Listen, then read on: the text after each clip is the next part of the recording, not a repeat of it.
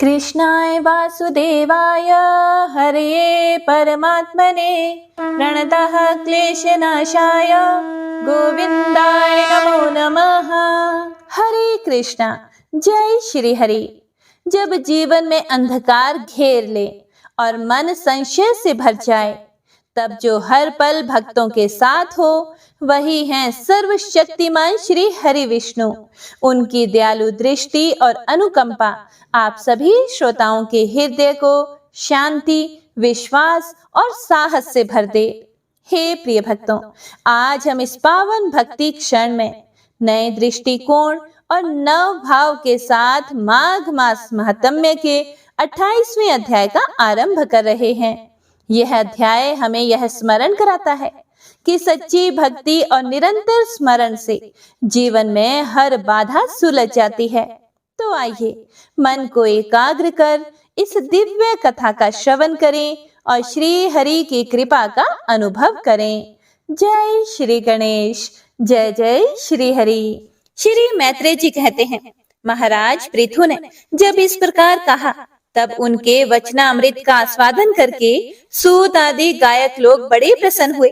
फिर वे मुनियों की प्रेरणा से उनकी इस प्रकार स्तुति करने लगे। वे बोले, आप साक्षात देव प्रवर श्री नारायण ही हैं, जो अपनी माया से अवतीर्ण हुए हैं। हम आपकी महिमा का वर्णन करने में समर्थ नहीं है।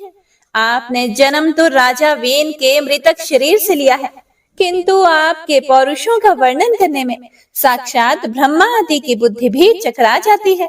तथापि आपके कथा अमृत के आस्वादन में आदर बुद्धि रखकर मुनियों के उपदेश के अनुसार उन्हीं की प्रेरणा से हम आपके परम प्रशंसनीय कर्मों का कुछ विस्तार करना चाहते हैं। आप साक्षात श्री हरि के कलावतार हैं और आपकी कीर्ति बड़ी उदार है।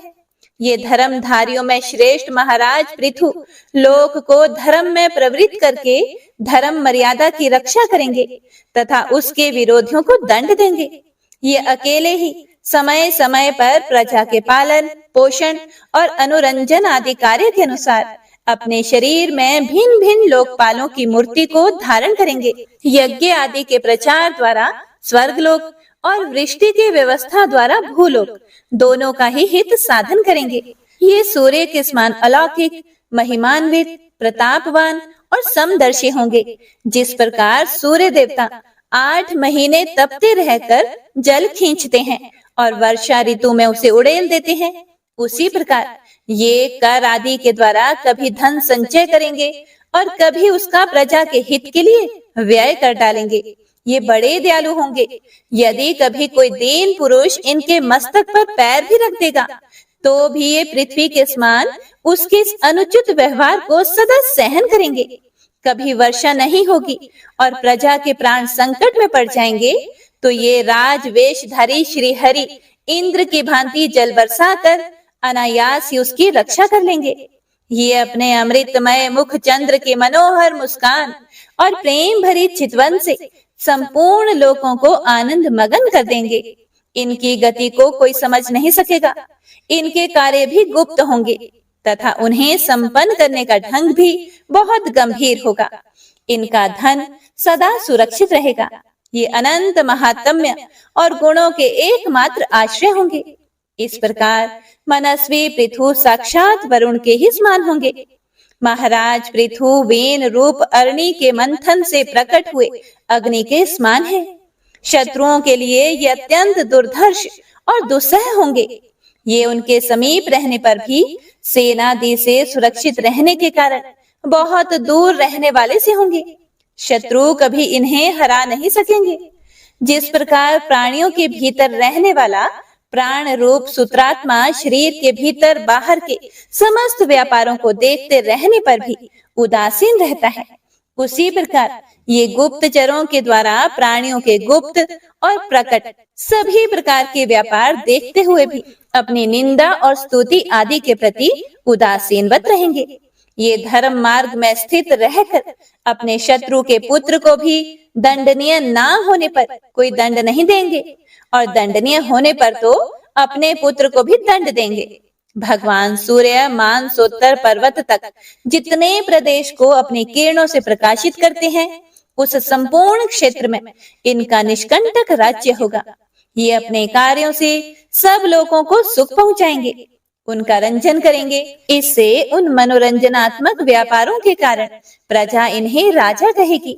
ये बड़े दृढ़ संकल्प, सत्य प्रतिज्ञा, ब्राह्मण भक्त, वृद्धों की सेवा करने वाले, शरणागत वत्सल, सब प्राणियों को मान देने वाले और दीनों पर दया करने वाले होंगे। ये पर स्त्री में माता के समान भक्ति रखेंगे, पत्नी को अपने आधे अंग के समान मानेंगे, प्रजा पर पिता के समान प्रेम रखेंगे और ब्रह्मवादियों के सेवक होंगे। दूसरे प्राणी इन्हें उतना ही चाहेंगे जितना अपने शरीर को चाहते हैं। ये सुहृदों के आनंद को बढ़ाएंगे। ये सर्वदा वैराग्यमान पुरुषों से विशेष प्रेम करेंगे और दुष्टों को दंड पाणी यमराज के समान सदा दंड देने के लिए तत्पर रहेंगे। तीनों गुणों के अधिष्ठाता और निर्विकार साक्षात श्री नारायण ने ही इनके रूप में अपने अंश से अवतार लिया है। जिनमें पंडित लोग अविद्यावश प्रतीत होने वाले इस नानात्व को भी मिथ्या ही समझते हैं।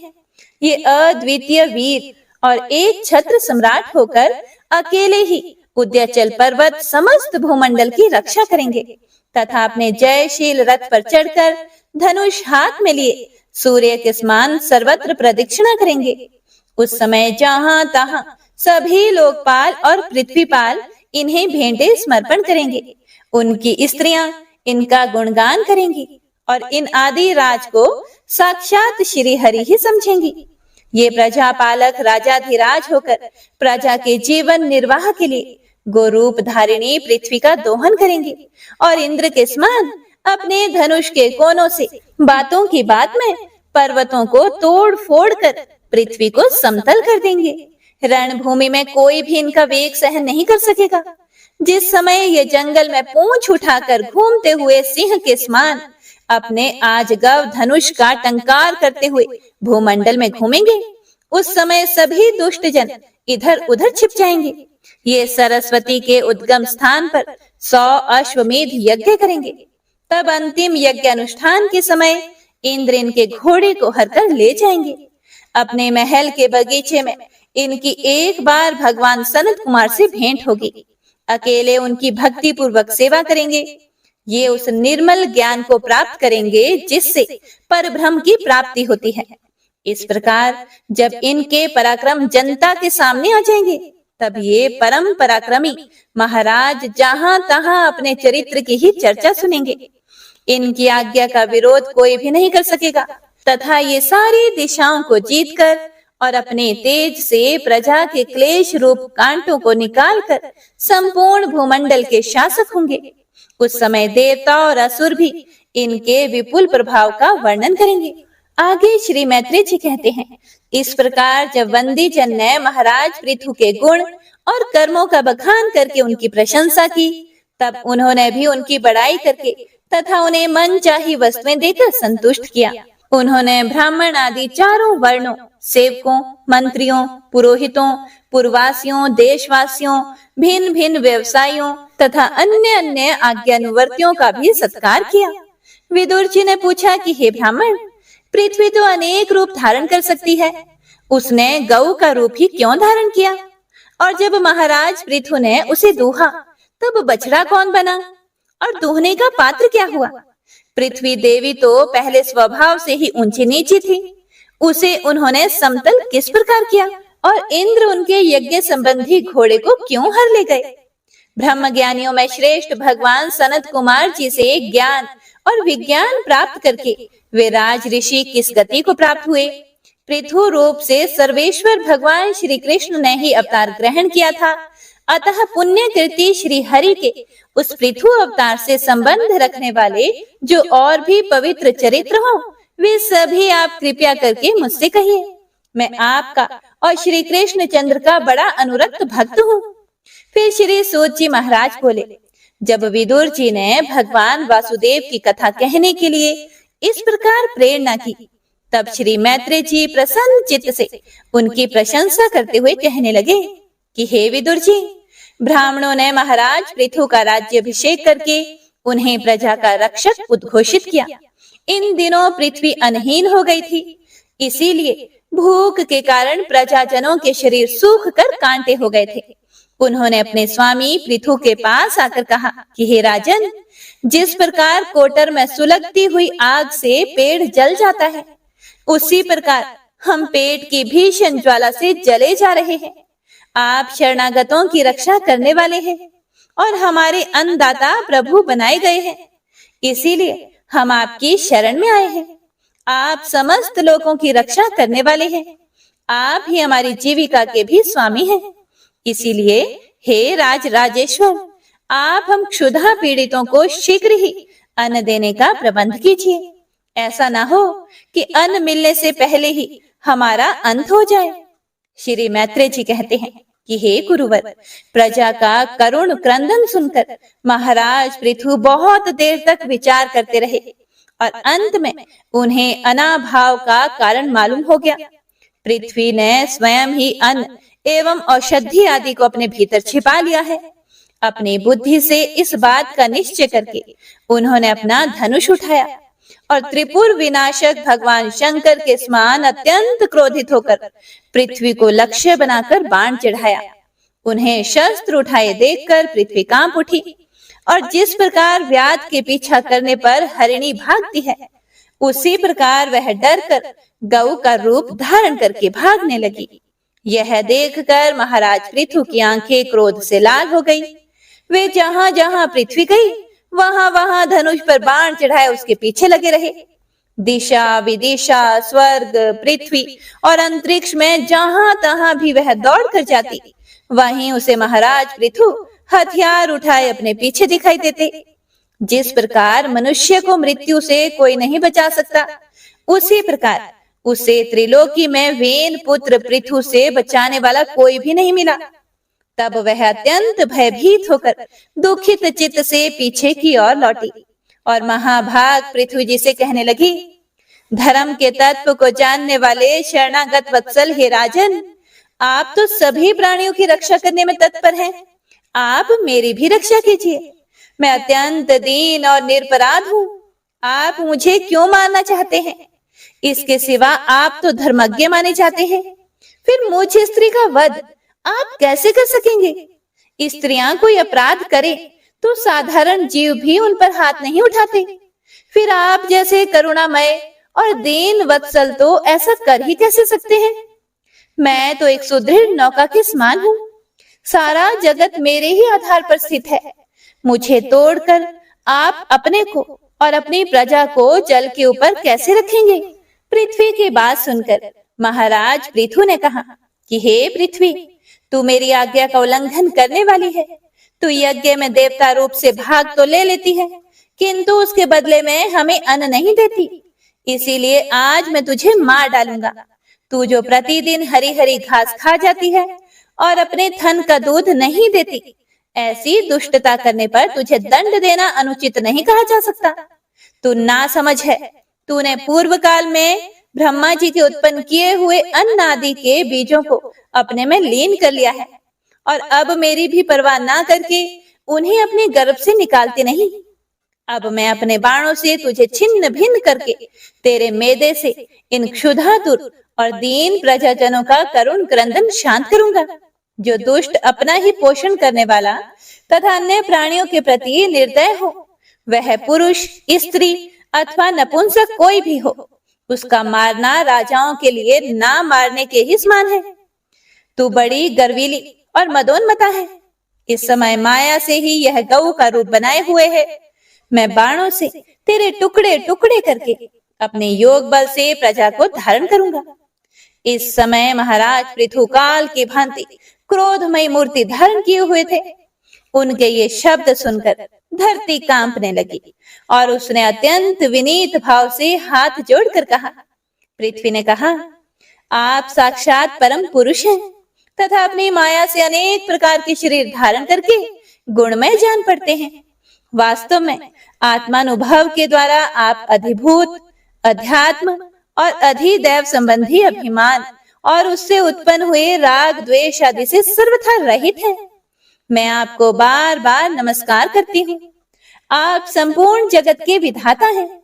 आपने ही यह त्रिगुणात्मक सृष्टि रची है और मुझे समस्त जीवों का आश्रय बनाया है। आप सर्वथा स्वतंत्र हैं। हे प्रभु, जब आप ही अस्त्र शस्त्र लेकर मुझे मारने को तैयार हो गए, तब मैं और किसकी शरण में जाऊं? कल्प के आरंभ में आपने अपने आश्रित रहने वाली अनिवर्चनीय माया से ही इस चराचर जगत की रचना की थी और उस माया के द्वारा आप इसका पालन करने के लिए तैयार हुए हैं। आप धर्म परायण हैं, फिर भी मुझ गौ रूप धारिणी को किस प्रकार मानना चाहते हैं? आप एक होकर भी मायावश अनेक रूप जान पड़ते हैं तथा आपने स्वयं ब्रह्मा को रचकर उनसे विश्व की रचना कराई है। आप साक्षात सर्वेश्वर हैं। आपकी लीलाओं को अजितेंद्रिय लोग कैसे जान सकते हैं भला? उनकी बुद्धि तो आपकी दुर्जय माया से विक्षिप्त हो रही है। आप ही पंचभूत, इंद्रिय, उनके अधिष्ठातृ देवता, बुद्धि और अहंकार रूप अपनी शक्तियों के द्वारा क्रमशः जगत की उत्पत्ति, स्थिति और संहार करते हैं। भिन्न भिन्न कार्यों के लिए समय समय पर आपकी शक्तियों का आविर्भाव, तिरोभाव हुआ करता है। आप तो साक्षात परम पुरुष और जगत विधाता हैं। आपको मेरा बार बार नमस्कार है। हे अजन्मा प्रभु, आप ही अपने रचे हुए भूत, इंद्रिय और अंतःकरण रूप जगत की स्थिति के लिए आदि वराह रूप होकर मुझे रसातल से जल के बाहर लाए थे। इस प्रकार एक बार तो मेरा उद्धार करके आपने धराधर नाम पाया था। आज वही आप वीर मूर्ति से जल के ऊपर नौका के समान स्थित मेरे ही आश्रय रहने वाली प्रजा की रक्षा करने के अभिप्राय से पहने पहने बाण चढ़ाकर दूध ना देने के अपराध में मुझे मारना चाहते हैं। इस त्रिगुणात्मक सृष्टि की रचना करने वाली आपकी माया से मेरे जैसे साधारण जीवों के चित्त मोहग्रस्त हो रहे हैं। मुझ जैसे लोग तो आपके भक्तों की लीलाओं का भी आशय नहीं समझ सकते। फिर आपकी किसी क्रिया का उद्देश्य ना समझें तो इसमें आश्चर्य ही क्या है? इसीलिए जो इंद्रिय संयम आदि के द्वारा विरोचित यज्ञ का विस्तार करते हैं, ऐसे आपके भक्तों को भी मेरा बार बार नमस्कार है। श्री मैत्री जी कहते हैं, हे विदुर जी, इस समय महाराज पृथु के होंठ क्रोध से कांप रहे थे। उनकी इस प्रकार स्तुति करके पृथ्वी ने अपने हृदय को विचार पूर्वक समाहित किया और डरते डरते उनसे कहा कि प्रभु, आप अपना क्रोध शांत कीजिए और मैं जो प्रार्थना करती हूँ उसे ध्यान देकर सुनिए। बुद्धिमान पुरुष भ्रमर के समान सभी जगह से सार ग्रहण कर लेते हैं। तत्वदर्शी मुनियों ने इस लोक और परलोक में मनुष्यों का कल्याण करने के लिए कृषि, अग्निहोत्र आदि बहुत से उपाय निकाले और काम में लिए हैं। उन प्राचीन ऋषियों के बताए हुए उपायों का इस समय भी जो पुरुष श्रद्धा पूर्वक भली भांति आचरण करता है, वह सुगमता से अभीष्ट फल प्राप्त कर लेता है। परंतु जो अज्ञानी पुरुष उनका अनादर करके अपने मनः कल्पित उपायों का आश्रय लेता है, उसके सभी उपाय और प्रयत्न बार बार निष्फल होते रहते हैं। हे राजन, पूर्व काल में ब्रह्मा जी ने जिन धान्य आदि को उत्पन्न किया था, मैंने देखा कि यम नियम आदि व्रतों का पालन ना करने वाले दुराचारी लोग ही उन्हें खाए जा रहे हैं। हे लोक रक्षक, आप राजा लोगों ने मेरा पालन और आदर करना छोड़ दिया, इसीलिए सब लोग चोरों के समान हो गए हैं। इसी से यज्ञ के लिए औषधियों को मैंने अपने में छिपा लिया। अब अधिक समय हो जाने से अवश्य ही वे धान्य मेरे उदर में जीर्ण हो गए हैं। आप उन्हें पूर्वाचार्यों के बतलाए हुए उपाय से निकाल लीजिए। लोकपालक हे वीर, यदि आपको समस्त प्राणियों के अभिष्ट एवं बल की वृद्धि करने वाले अन्न की आवश्यकता है, तो आप मेरे योग्य बछड़ा, दोहन पात्र और दूहने वाले की व्यवस्था कीजिए। मैं उस बछड़े के स्नेह से पिन्हा कर दूध के रूप में आपको सभी अभीष्ट वस्तुएं दे दूंगी। हे राजन, एक बात और है, आपको मुझे समतल करना होगा, जिससे कि वर्षा ऋतु बीत जाने पर भी मेरे ऊपर इंद्र का बरसाया हुआ जल सर्वत्र बना रहे, मेरे भीतर की आर्द्रता सूखने ना पाए। यह आपके लिए बहुत मंगलकारक होगा। पृथ्वी के कहे हुए ये प्रिय और हितकारी वचन स्वीकार करके महाराज पृथु ने स्वयंभू मनु को बछड़ा बना दिया। अपने हाथ में ही समस्त धान्यों को दूह लिया। पृथ्वी के समान अन्य विज्ञ जन भी सब जगह से सार ग्रहण कर लेते हैं, इसीलिए उन्होंने भी पृथु जी के द्वारा वश में की हुई वसुंधरा से अपनी अपनी अभीष्ट वस्तुएं दूह ली। ऋषियों ने बृहस्पति जी को बछड़ा बनाकर इंद्रिय अर्थात वाणी, मन और श्रोत्र रूप पात्र में पृथ्वी देवी से वेद रूप पवित्र दूध दूहा। देवताओं ने इंद्र को बछड़े के रूप में कल्पना कर सुवर्णमय पात्र में अमृत, वीर्य अर्थात मनोबल, ओज अर्थात इंद्रिय बल और शारीरिक बल रूप दूध दूहा। दैत्य और दानवों ने असुर श्रेष्ठ प्रहलाद जी को वत्स बनाकर लोहे के पात्र में मदिरा और आस्व अर्थात ताड़ी आदि रूप दूध दूहा। गंधर्व और अप्सराओं ने विश्वावसु को बछड़ा बनाकर कमल रूप पात्र में संगीत, माधुर्य और सौंदर्य रूप दूध दूहा। श्राद्ध के अधिष्ठाता महाभाग पितृगण ने अर्यमा नामक पितृश्वर को वत्स बनाया तथा मिट्टी के कच्चे पात्र में श्रद्धा पूर्वक कव्य अर्थात पितरों को अर्पित किया जाने वाला अन्न रूप दूध दूहा। फिर कपिल देव जी को बछड़ा बनाकर आकाश रूप पात्र में सिद्धों ने अणिमादि अष्ट सिद्धि तथा विद्याधरों ने आकाश गमन आदि विद्याओं को दूहा। किम पुरुष आदि अन्य मायावियों ने मैदानव को बछड़ा बनाया तथा अंतर ध्यान होना, विचित्र रूप धारण कर लेना आदि संकल्पमयी मायाओं को दुग्ध रूप से दूहा। इस प्रकार यक्ष, राक्षस तथा भूत पिशाच आदि मांसाहारियों ने भूतनाथ रुद्र को बछड़ा बनाकर कपाल रूप पात्र में रुधिरा स्वरूप दूध दूहा।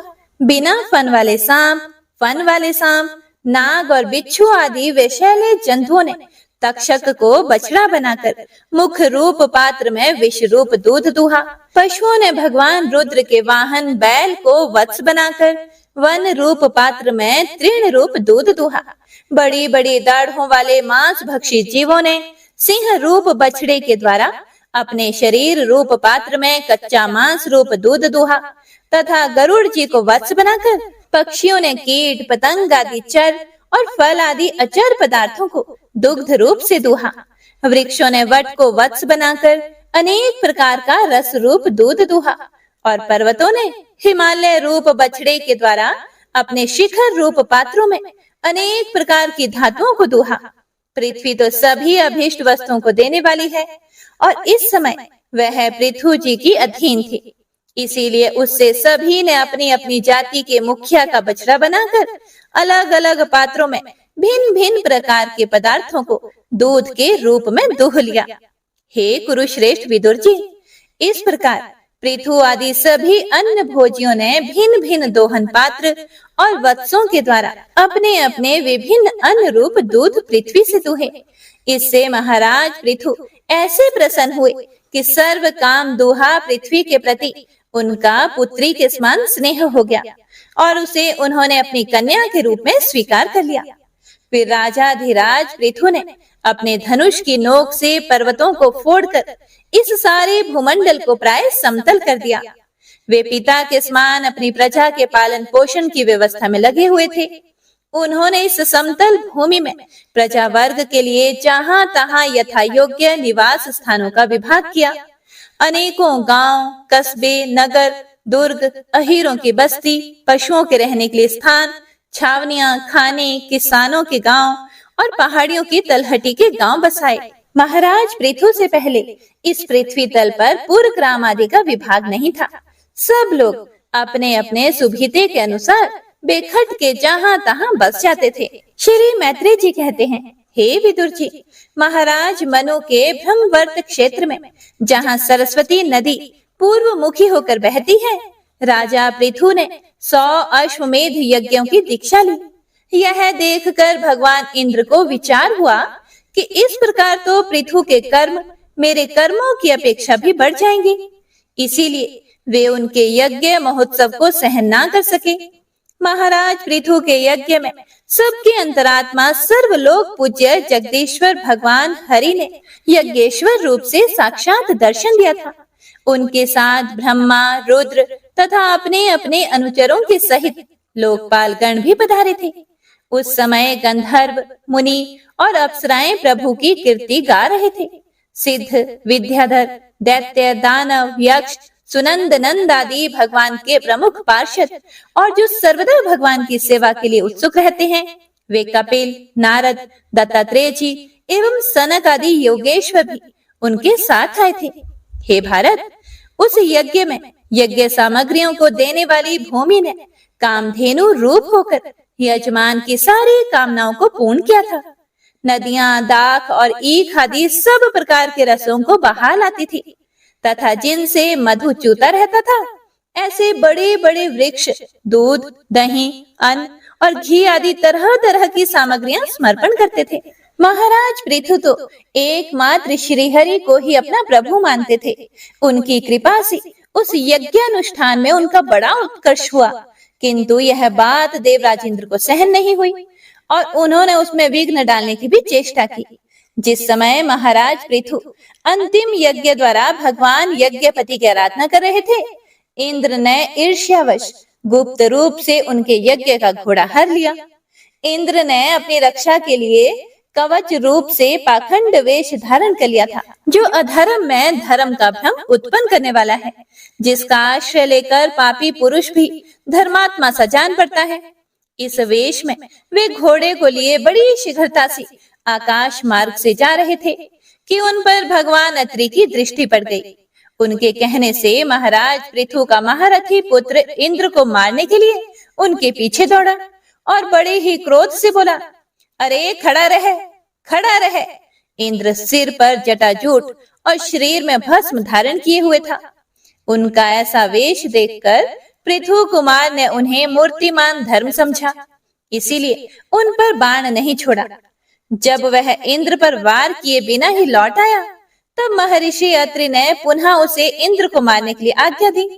हे वत्स, इस देवता धम इंद्र ने तुम्हारे यज्ञ में विघ्न डाला है, तुम इसे मार डालो। अत्रि मुनि के इस प्रकार उत्साहित करने पर पृथु कुमार क्रोध में भर गया। इंद्र बड़ी तेजी से आकाश में से जा रहे थे। उनके पीछे वह इस प्रकार दौड़ा कि जैसे रावण के पीछे जटायु। स्वर्गपति इंद्र उसे पीछे आते देखकर उस वेश और घोड़े को छोड़कर वहीं अंतर ध्यान हो गए और वह वीर अपना यज्ञ पशु लेकर पिता की यज्ञशाला में लौट आया। हे विदुर जी, उसके इस अद्भुत पराक्रम को देखकर महर्षियों ने उसका नाम विजिताश्व रखा। यज्ञ पशु को जशाल और यूप में बांध दिया गया था। शक्तिशाली इंद्र ने घोर अंधकार फैला दिया और उसी में छिपकर वे फिर से उस घोड़े को उसकी सोने की जंजीर समेत ले गए।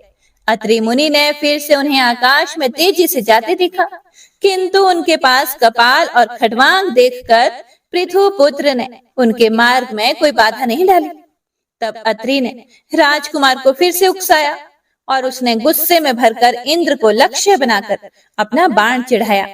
यह देखते ही देवराज उस वेश और घोड़े को छोड़कर फिर से वहीं अंतर्ध्यान हो गए। वीर विजिताश्व अपना घोड़ा लेकर पिता की यज्ञशाला में लौट आया। तब से इंद्र के उस निंदित वेश को मंदबुद्धि पुरुषों ने ग्रहण कर लिया।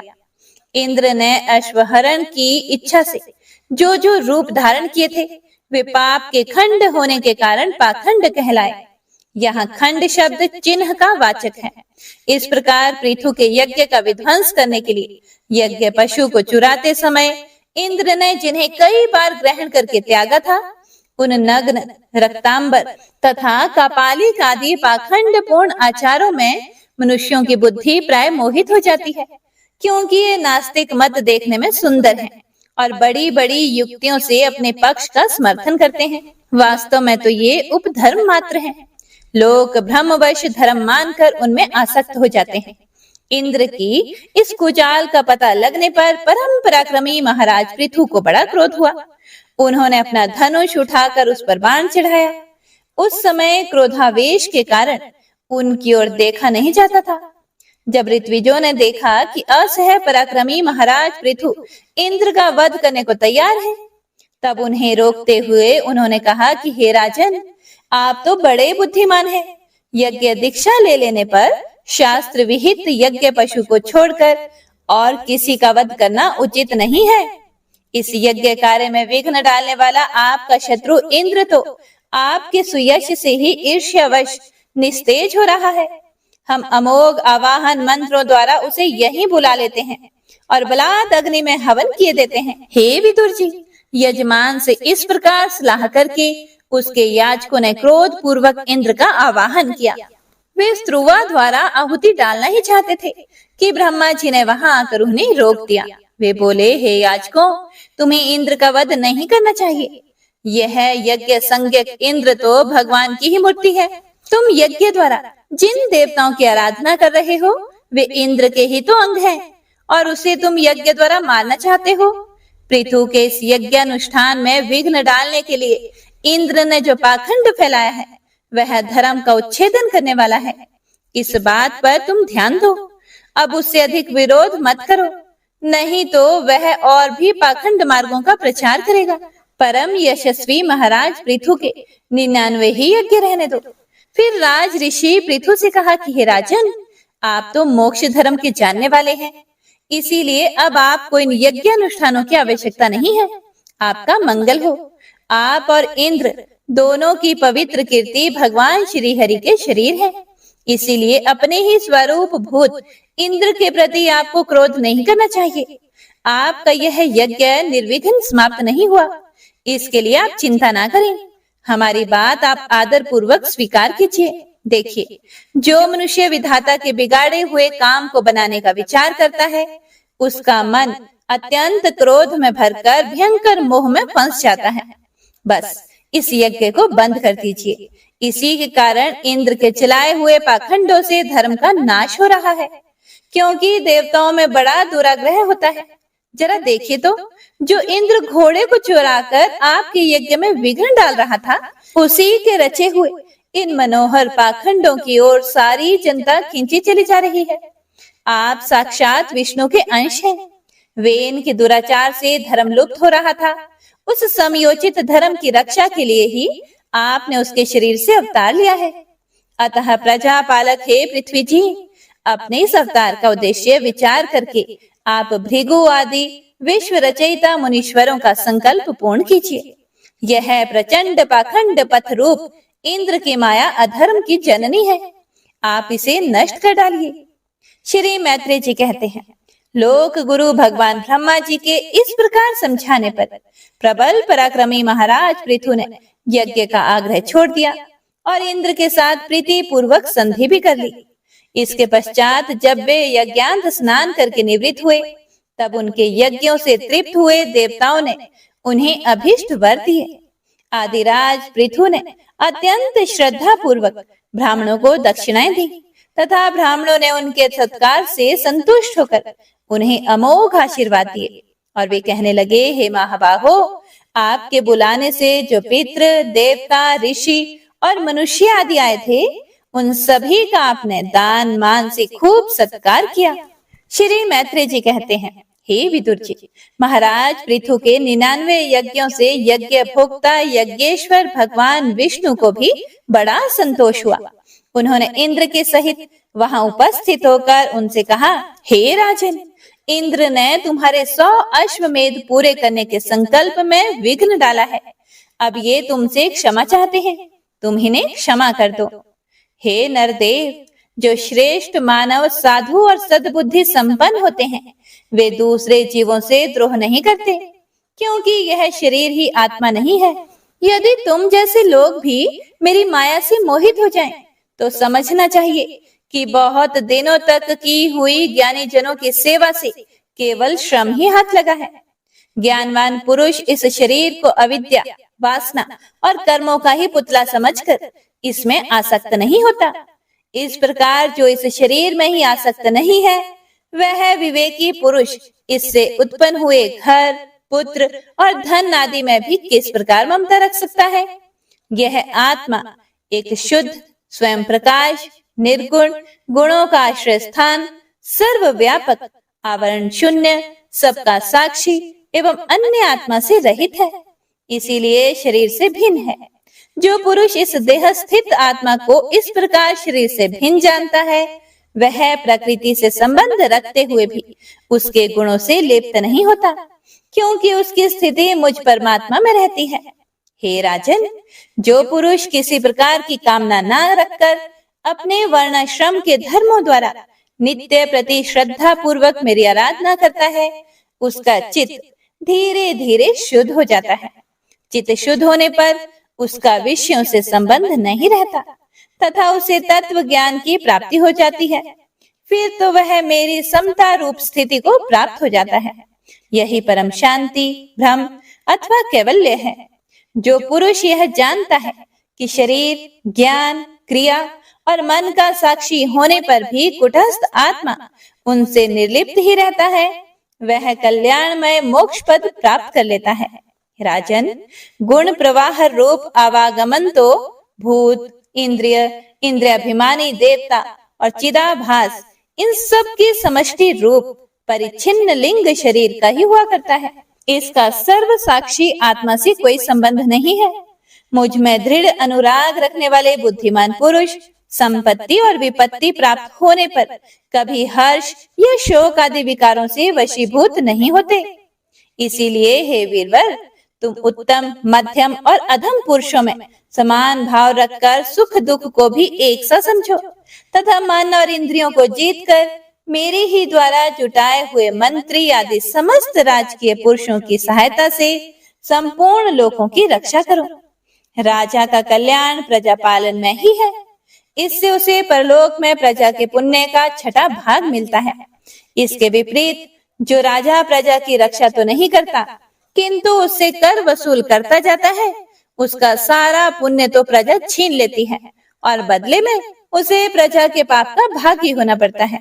ऐसा विचार करके यदि तुम श्रेष्ठ ब्राह्मणों की सम्मति और पूर्व परंपरा से प्राप्त हुए धर्म को ही मुख्यतः अपना लो और कहीं भी आसक्त ना होकर इस पृथ्वी का न्याय पूर्वक पालन करते रहो, तो सब लोग तुमसे प्रेम करेंगे और कुछ ही दिनों में तुम्हें घर बैठे ही सनक आदि सिद्धों के दर्शन होंगे। राजन, तुम्हारे गुणों ने और स्वभाव ने मुझको वश में कर लिया है, अतः तुम्हें जो इच्छा हो मुझसे वर मांग लो। उन क्षमा आदि गुणों से रहित यज्ञ, तप अथवा योग के द्वारा मुझको पाना सरल नहीं है। मैं तो उन्हीं के हृदय में रहता हूँ जिनके चित्त में समता रहती है। श्री मैत्रेय जी कहते हैं, हे विदुर जी, सर्वलोक गुरु श्री हरि के इस प्रकार कहने पर जगत विजयी महाराज पृथु ने उनकी आज्ञा शिरोधार्य की। देवराजेंद्र अपने कर्म से लज्जित होकर उनके चरणों पर गिरना ही चाहते थे कि राजा ने उन्हें प्रेम पूर्वक हृदय से लगा लिया और मनोमालिन्य निकाल दिया। फिर महाराज पृथु ने विश्वात्मा भक्त वत्सल भगवान का पूजन किया और क्षण क्षण में उमड़ते हुए भक्ति भाव में निमग्न होकर प्रभु के चरण कमल पकड़ लिए। श्री हरि वहां से जाना चाहते थे, किंतु पृथु के प्रति जो उनका वात्सल्य भाव था उसने उन्हें रोक लिया। वे अपने कमल दल के समान नेत्रों से उनकी ओर देखते ही रह गए और वहां से जा नहीं सके। आदिराज महाराज पृथु भी नेत्रों में जल भराने के कारण ना तो भगवान का दर्शन ही कर सके और ना तो कंठ गदगद हो जाने से कुछ बोल ही सके। उन्हें हृदय से आलिंगन कर पकड़े रहे और हाथ जोड़े ज्यों के त्यों खड़े रह गए। प्रभु अपने चरण कमलों से पृथ्वी को स्पर्श किए खड़े थे। उनका कराग्र भाग गरुड़ जी के ऊंचे कंधे पर रखा हुआ था। महाराज पृथु नेत्रों के आंसू पोंछकर अतृप्त दृष्टि से उनकी ओर देखते हुए इस प्रकार कहने लगे, हे मोक्षपति प्रभु, आप वर देने वाले ब्रह्मा आदि देवताओं के भी वर देने में समर्थ हैं। कोई भी बुद्धिमान पुरुष आपसे देहाभिमानियों के भोगने योग्य विषयों को कैसे मांग सकता है? वे तो नारकी जीवों को भी मिलते ही हैं। अतः मैं इन तुच्छ विषयों को आपसे नहीं मांगता। मुझे तो उस मोक्ष पद की भी इच्छा नहीं है जिसमें महापुरुषों के हृदय से उनके मुख द्वारा निकला हुआ आपके चरण कमलों का मकरंद नहीं है, जहां आपकी कीर्ति कथा सुनने का सुख नहीं मिलता। इसीलिए मेरी तो यही प्रार्थना है कि आप मुझे 10,000 कान दे दीजिए जिनसे मैं आपके लीला गुणों को सुनता ही रहूं। हे पुण्य कीर्ति प्रभु, आपके चरण कमल मकरंद रूपी अमृत कणों को लेकर महापुरुषों के मुख से जो वायु निकलती है उसी में इतनी शक्ति होती है कि वह तत्व को भूले हुए हम कुयोगियों को पुनः तत्व ज्ञान करा देती है। अतएव हमें दूसरे वरों की कोई आवश्यकता नहीं है। उत्तम कीर्ति वाले प्रभु, सत्संग में आपके मंगलमय सुयश को दैववश एक बार भी सुन लेने पर कोई पशु बुद्धि पुरुष भले ही तृप्त हो जाए, गुणग्राही उसे कैसे छोड़ सकता है। सब प्रकार के पुरुषार्थों की सिद्धि के लिए स्वयं लक्ष्मी जी भी आपके सुयश को सुनना चाहती हैं। अब लक्ष्मी जी के समान मैं भी अत्यंत उत्सुकता से आप सर्व गुण धाम पुरुषोत्तम की सेवा ही करना चाहता हूँ, किंतु ऐसा ना हो कि एक ही पति की सेवा प्राप्त करने की होड़ होने के कारण आपके चरणों में ही मन को एकाग्र करने वाले हम दोनों में कलह छिड़ जाए। हे जगदीश्वर, जगजननी लक्ष्मी जी के हृदय में मेरे प्रति विरोध भाव होने की संभावना तो है ही, क्योंकि जिस आपके सेवा कार्य में उनका अनुराग है उसी के लिए मैं भी लालायित हूँ। किंतु आप दीनों पर दया करते हैं, उनके तुच्छ कर्मों को भी बहुत करके मानते हैं। इसीलिए मुझे आशा है कि हमारे झगड़े में भी आप मेरा ही पक्ष लेंगे। आप तो अपने स्वरूप में ही रमण करते हैं, आपको भला लक्ष्मी जी से भी क्या लेना है। इसी से निष्काम महात्मा ज्ञान हो जाने के बाद भी आपका भजन करते हैं। आप में माया के कार्य अहंकार आदि का सर्वथा अभाव है। भगवान, मुझे तो आपके चरण कमलों का निरंतर चिंतन करने के सिवा सत्पुरुषों का कोई और प्रयोजन ही नहीं जान पड़ता। मैं बिना किसी इच्छा के आपका भजन करता हूँ। आपने जो मुझसे कहा कि वर मांग, सो आपकी इस वाणी को तो मैं संसार को मोह में डालने वाली ही मानता हूँ। यही क्या, आपकी वेद रूपा वाणी ने भी तो जगत को बांध रखा है। यदि उस वेद वाणी रूप रस्सी से लोग बंधे ना होते तो वे मोहवश सकाम कार्य क्यों नहीं करते। प्रभु, आपकी माया से ही मनुष्य अपने वास्तविक स्वरूप आपसे विमुख होकर अज्ञानवश अन्य स्त्री पुत्र आदि की इच्छा करता है। फिर भी जिस प्रकार पिता पुत्र की प्रार्थना की अपेक्षा ना रखकर अपने आप ही पुत्र का कल्याण करता है, उसी प्रकार आप भी हमारी इच्छा की अपेक्षा ना करके हमारे हित के लिए स्वयं ही प्रयत्न करें। श्री मैत्रेय जी कहते हैं, आदि राज पृथु के इस प्रकार स्तुति करने पर सर्व साक्षी श्री हरि ने उनसे कहा कि राजन, तुम्हारी मुझ में भक्ति हो। बड़े सौभाग्य की बात है कि तुम्हारे चित्त इस प्रकार मुझ में लगा हुआ है। ऐसा होने पर तो पुरुष सहज में ही मेरी उस माया को पार कर लेता है, जिसको छोड़ना या जिसके बंधन से छूटना अत्यंत कठिन है। अब तुम सावधानी से मेरी आज्ञा का पालन करते रहो। हे प्रजापालक नरेश, जो पुरुष मेरी आज्ञा का पालन करता है उसका सर्वत्र मंगल होता है। श्री मैत्रेय जी कहते हैं, हे विदुर जी, इस प्रकार भगवान ने राज ऋषि पृथु के सार गर्भित वचनों का आदर किया। फिर पृथु ने उनकी पूजा की और प्रभु उन पर सब प्रकार कृपा कर वहां से चलने को तैयार हुए। महाराज पृथु ने वहां जो देवता, ऋषि, पितृ, गंधर्व, सिद्ध, चारण, नाग, किन्नर, अप्सरा, मनुष्य और पक्षी आदि अनेक प्रकार के प्राणी एवं भगवान के पार्षद आए थे, उन सभी का भगवत बुद्धि से भक्ति पूर्वक वाणी और धन के द्वारा हाथ जोड़कर पूजन किया।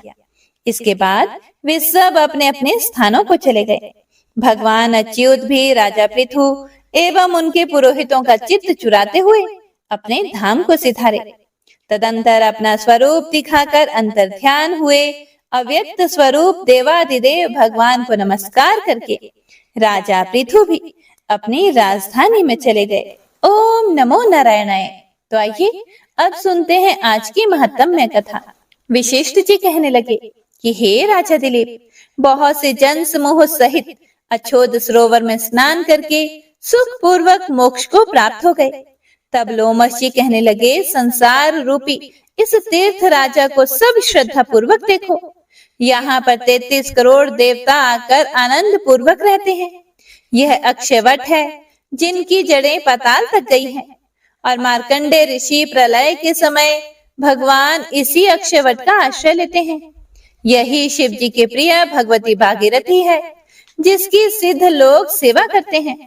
यह गंगा स्वर्ग के हेतु पताका है, इसका जल पीकर मनुष्य मुक्त हो जाते हैं। हे मुनि, सभी प्राणी इस नदी को यमुना से मिली हुई पाते हैं। इसका संगम बड़े पुण्य से प्राप्त होता है।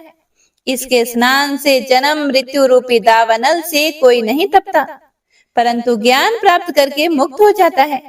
यहाँ पर स्नान करने से सभी प्राणी बिना ज्ञान के भी मुक्त हो जाते हैं। इसीलिए ब्रह्मा जी ने यहाँ यज्ञ करने की इच्छा की थी। इसी संगम में भगवान विष्णु ने स्त्री प्राप्ति की इच्छा से स्नान करके लक्ष्मी जी को प्राप्त किया। यहाँ पर त्रिशूलधारी शिव जी ने त्रिपुर दैत्य को मारा था और प्राचीन काल में उर्वशी स्वर्ग से गिरी थी तथा स्वर्ग पाने की इच्छा से यहाँ पर ही उसके स्नान करने से नहुष कुल के राजा ययाति ने वंशधर पुत्र प्राप्त किया। यहाँ पर इंद्र ने प्राचीन काल में धन की इच्छा से स्नान किया था और माया से कुबेर के सब धन को प्राप्त किया था। प्राचीन काल में नारायण तथा नर ने हजारों वर्ष तक प्रयाग में निराहार रहकर उत्तम धर्म किया था। यहाँ से जयगश्यव्य सन्यासी ने महादेव जी जैसी शक्ति वाले से विजय पाई थी तथा नियम आदि योग के अति दुर्लभ ऐश्वर्य प्राप्त किए थे। इसी क्षेत्र में तपस्या करके श्री भारद्वाज सप्त ऋषियों में सम्मिलित हुए। जिन्होंने भी यहाँ स्नान किया सबको स्वर्ग की प्राप्ति हुई। इसीलिए हमारे विचार से तुम त्रिवेणी में स्नान करो। इस स्नान से पहले किए हुए तुम्हारे सब पाप नष्ट हो जाएंगे और संपूर्ण वैभवों को प्राप्त हो जाएंगे। हे प्रिय भक्तों, ऋषि के इस प्रकार के सत्य वचन सुनकर सब ही त्रिवेणी में स्नान करने लग गए और उसी स्नान करने से सबकी पिशाचता नष्ट हो गई। शाप से विमुक्त होकर उन्होंने अपना शरीर धारण कर लिया। वेद निधि ने अपनी संतान को देखकर प्रसन्नचित होकर लोमश जी को संतुष्ट किया और कहा कि आपके अनुग्रह से ही श्राप से विमुक्त हुए। अब आप इन बालकों के योग्य धर्म को कहिए। लोमश जी ने कहा कि इस युवा कुमार ने वेदों का अध्ययन समाप्त कर लिया है, इसीलिए इन कन्याओं के प्रीति पूर्वक कर कमलों को ग्रहण करें। तब लोमश जी तथा अपने पिताजी की आज्ञा से इस ब्रह्मचारी ने 5 कन्याओं से विवाह किया। इन कन्याओं के सब मनोरथ पूर्ण हुए। जिसके घर में लिखा हुआ यह महात्म्य में पूजा जाता है वहां नारायण ही पूजे जाते हैं। पुष्कर तीर्थ में, प्रयाग में, गंगा सागर में, देवालय में, कुरुक्षेत्र में तथा विशेष करके काशी में इसका पाठ अवश्य करना चाहिए। पुष्कर तीर्थ में ग्रहण के अवसर पर इसके पाठ का दुगुना फल मिलता है और मरने पर वैष्णव पद को प्राप्त होता है। इति श्री माघ मासे 28 अध्याय संपूर्ण। वंशी शोभित कर मधुर नील जलद तन श्याम अरुण अधर जनु बिंब फल नयन कमल अभिराम पूर्ण इंद्र अरविंद मुख पीतांबर शुभ साज जय मन मोहन मदन छवि कृष्ण चंद्र महाराज। जय यदुनंदन जय जगवंदन जय वसुदेव देवकी नंदन जय यशोदासुत नंद दुलारे जय प्रभु भक्तन के धृत तारे जय नटनागर नागन थैया कृष्ण कन्हैया धेनु चरैया पुनि नख पर प्रभु गिरिवर धारो आओ दीनन कष्ट निवारो वंशी मधुरे अधर धर तेरे होवे पूर्ण मनोरथ मेरी आओ हरि पुनि माखन चाखो आज लाज भारत की राखो गोल कपोल चिबुक करुणारे मृदु मुस्कान मोहिनी डारे रंजित राजीव नयन विशाला मोर मुकुट वैजंती माला कुंडल श्रवण पीठ पटाछे कटिके गणिकाछन काछे नील जलज सुंदर तनु सोहे छवि लख सुर नर मुनि मन मोहे मस्तक तिलक अलक घुंघराले आओ कृष्ण बांसुरी वाले करि पय पान पूत नहीं तार्यो अकाब मधुवन जलत अग्नि जब ज्वाला, भय शीतल लखि तहि नंद लाला। सुरपति जब ब्रज चढ़े और साई, मोसर धार वारी वर्षाई। लगत लगत ब्रज चहन बहायो, गोवर्धन नख धारी बचायो। लखी यशोदा मन ब्रह्म अधिकाई, मुख मह 14 भुवन दिखाई। दुष्ट कंस अति उधम मचायो, कोटि कमल जब फूल मंगायो। नाथी काली यही तब तुम लीन है, चरण चिन्ह दई निर्भय कीन है। करि गोपिन संग रास विलासा, सबकी पूर्ण करी अभिलाषा। केतिक महासुर संहार्यो, कंस ही केस पकड़ी दई मार्यो।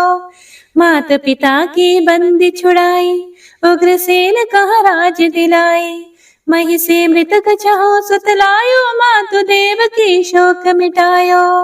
भौमासुर मुर दैत्य सहारी, लाए 18 सहस कुमारी। दई भी नहीं तृण चीर सहारा, जरा सिंधु राक्षस कह मारा। असुर बकासुर आदिक मार्यो, भक्तन के तब कष्ट निवार्यो। दीन सुदामा के दुख टार्यो, तंदुल 3 मूठ मुख डार्यो। प्रेम के साग विदुर घर मांगे, दुर्योधन के मेवा त्यागे। लखी प्रेम की महिमा भारी, ऐसे श्याम दीन हितकारी। भारत के पारथ रथ हाके, लिए चक्र करे नहीं बलता के। निज गीता के ज्ञान सुनाए, भक्तन हृदय सुधा वर्षाए।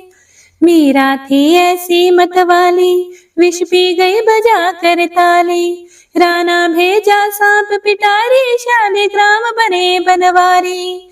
निज माया तुम विधि दिखायो, उरते संशय सकल मिटायो। तब शत निंदा करि तत्काला, जीवन मुक्त भयो शिशुपाला। जब ही द्रौपदी तीर लगाई, दीनानाथ लाज अब जाई। तुरत ही वसन बने नंदलाला, बढ़े चीर भई अरि मोह काला। असनाथ के नाथ कन्हैया, डूबत भंवर बचावत नैया। सुंदर दास आसुर धारी, दया दृष्टि कीजे बनवारी। नाथ सकल मम कुमति निवारो, क्षमहु बेगी अपराध हमारो। खोलो पट अब दर्शन दीजिए, बोलो कृष्ण कन्हैया की जय। बोलो कृष्ण कन्हैया की जय। बोलो कृष्ण कन्हैया की जय। यह 40वां कृष्ण का पाठ करे उरधारी, अष्ट सिद्धि नवनिधि फल, लहे पदारथ चारी। जय श्री कृष्ण।